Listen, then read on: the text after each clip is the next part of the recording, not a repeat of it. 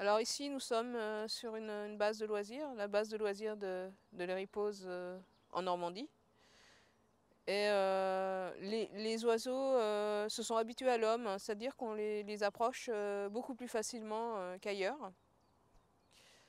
Et on a de très fortes concentrations de certains oiseaux, comme les foulques ou les fuligules, le grabupé, les poules d'eau. On a quelques hérons, pas mal de cormorans aussi. On a le problème du butor étoilé dans la région. Le butor étoilé, c'est un héron très mimétique hein, qui est en train de quasi disparaître de la région alors qu'il était assez commun il y a quelques années. Les autres oiseaux très importants, c'est tout ce qui est canard, hein, canard plongeur et canard de surface, donc les canards colverts, souchets, comme les fuligules ou les garrots à œil d'or. Hein. En fait, c'est les principales espèces qu'on va trouver ici et où on a un suivi particulier. Après, bien sûr, on étudie aussi les passereaux. Alors, les passereaux, on compte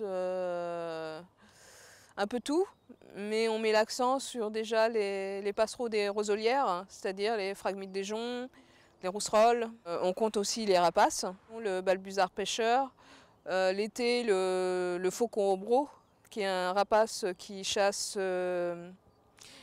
en vol. L'observatoire nous sert à observer la faune sans la déranger. Puisqu'en fait ici nous sommes sur une réserve et donc un laboratoire à ciel ouvert.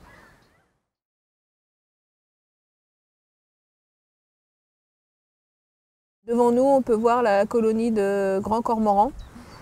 C'est un oiseau pêcheur qui avait quasiment disparu de France avant la loi de protection des espèces de 1976.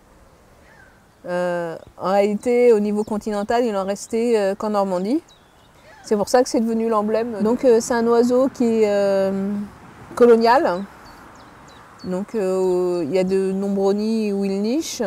En hiver, nos effectifs sont agrandis par les effectifs des pays nordiques. Les cormorans des pays nordiques vont venir chez nous, pas à cause du froid, mais parce qu'ils n'ont plus l'accès à la nourriture. La majorité des nids vont tomber avec les tempêtes, ils vont refaire. Mais oui, sur les très très gros nids, c'est des nids qui sont anciens.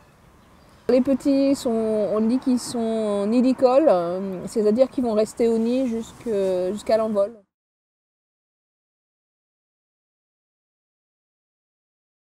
Le cygne tuberculé, c'est un canard dit exceptionnel. Alors pourquoi exceptionnel?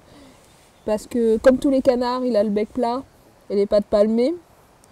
Mais lui, la première particularité qu'il a, c'est qu'il n'a pas le dimorphisme sexuel. C'est-à-dire que le mâle ressemble à la femelle. La seule différence qu'il y a, c'est qu'en période des amours, le tubercule du mâle est plus prédominant. C'est des espèces qui sont nidifuges, c'est-à-dire que les petits vont fuir le nid dès la naissance. Autre particularité du cygne, c'est que c'est un des oiseaux les plus lourds de France, il pèse 14 kg. Donc son poids est aussi exceptionnel. Quoi. Donc le cygne tuberculé ne chante pas, il est quasi muet en fait.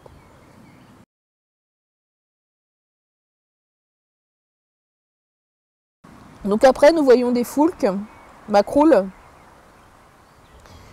Elles font partie de la catégorie des oiseaux d'eau, comme sa cousine la poule d'eau.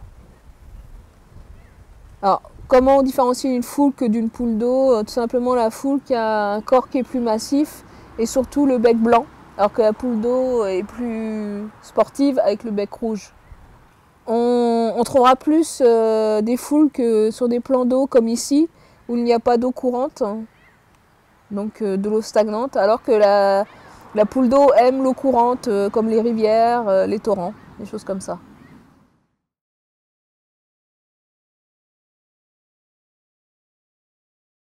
Les fuligules morillons sont des canards noirs et blancs pour le mâle, avec une petite houppette.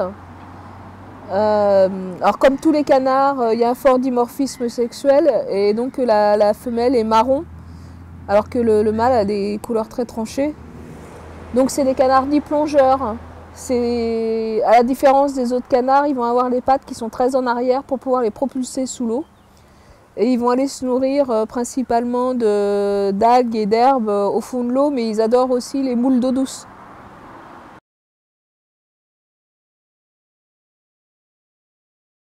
Ici sur la réserve, on a deux sortes de mouettes. On a la mouette rieuse, qui est la mouette que vous allez trouver habituellement au bord de côte, et la mouette mélanocéphale.